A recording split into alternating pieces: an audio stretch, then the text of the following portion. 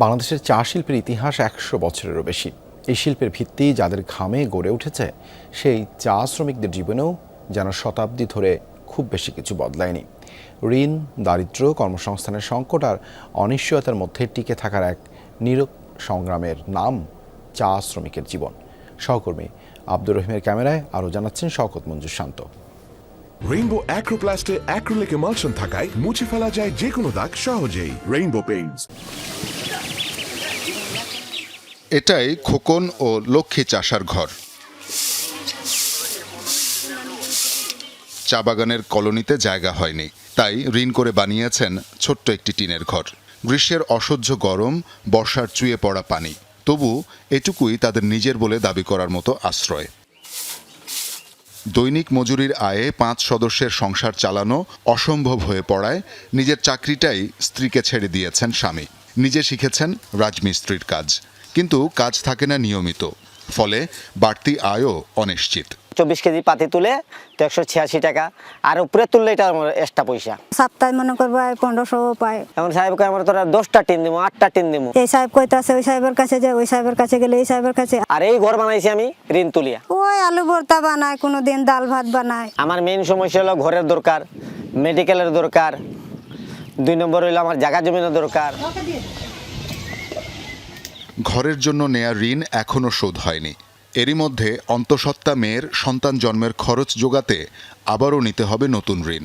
ওই যে মেয়ে একটা প্রেগনেন্ট, এই মেয়ে আছে আমার ঘরে। এখন এই ঘরের কেমনে জন্ম দিব আমার মেয়েরে, এটা তো ভাবতে লাগবো। মেয়ের জন্য সিজার ৩০,০০০ টাকা রাখবো, সমিতি থেকে আবার তুলবো, আর কি করবো। আমি নিজেই থাকা ঠিক না, তো পড়ালেখা বাচ্চা কাচার এই সংসারটা কেমনে চালাবো, আমার ঘরেই ঠিক নেই। কষ্ট করতে করতে করতে করতে আমার কষ্ট জীবন গেল গিয়া। কত আইলো, ভেলি আইলো, চেয়ারম্যান আইলো, সব আইলো, কেউ দেখলো না। এই গল্প শুধু একটি পরিবারের নয়, শ্রমিক লাইনের প্রায় প্রতিটি ঘরেই রয়েছে একই দীর্ঘশ্বাস।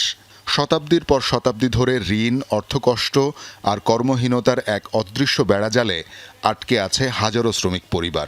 ৯০০-১০০০ যদি পাই আমরা হইব, বাচ্চা কাচার পড়ালেখা আমরা হয় না, কষ্ট করি। এমন এলার কাপড় কাল লইয়া খাইতে আসি, উপাস থাকি যায়, বাচ্চা কাচা লইয়া ঘুমাই যায়, কি করবো, কার ঘরে যাই মাং পারলাম।